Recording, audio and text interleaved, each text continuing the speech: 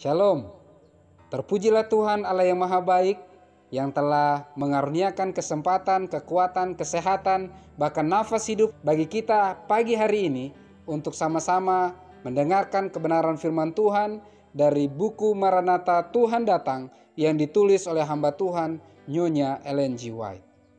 Sebelum kita merenungkan pekabaran firman Tuhan pagi hari ini, mari kita sama-sama berdoa.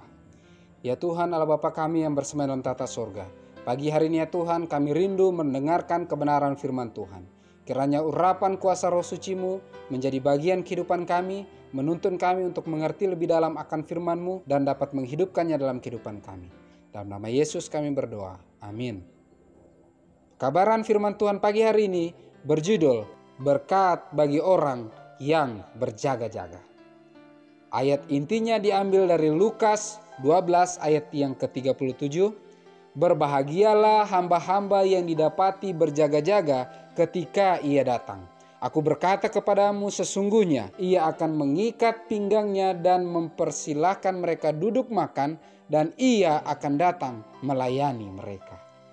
Keterangannya, Tuhan sudah memberikan amaran kepada manusia mengenai datangnya penghakiman. Mereka yang percaya akan pekabarannya demi waktu mereka dan yang menjalankan iman mereka dengan penurutan kepada hukumnya akan luput dari penghakiman yang akan berlaku kepada mereka yang mendurhaka dan tidak percaya.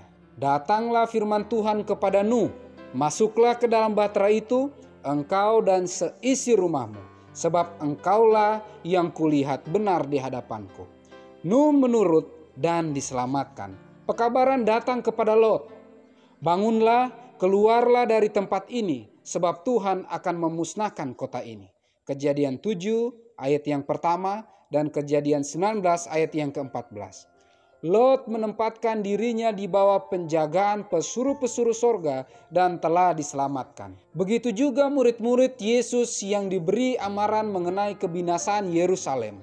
Mereka yang memperhatikan tanda datangnya kebinasaan itu dan melarikan diri dari kota itu luput dari kebinasaan. Begitulah kita sekarang diberi amaran tentang kedatangan Kristus yang kedua kali dan tentang kebinasaan yang akan berlaku terhadap dunia. Mereka yang memperhatikan amaran itu akan diselamatkan.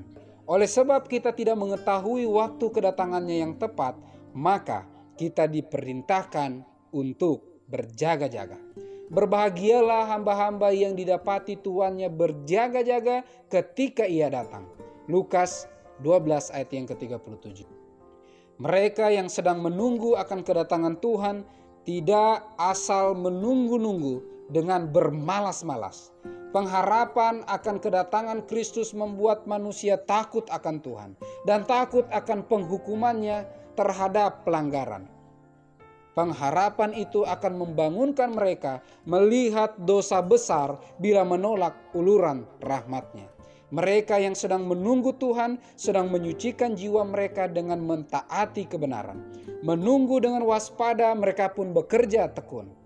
Oleh sebab mereka mengetahui Tuhan sudah di ambang pintu, pikiran mereka cepat bekerja sama dengan pesuruh-pesuruh sorga dalam pekerjaan menyelamatkan jiwa-jiwa.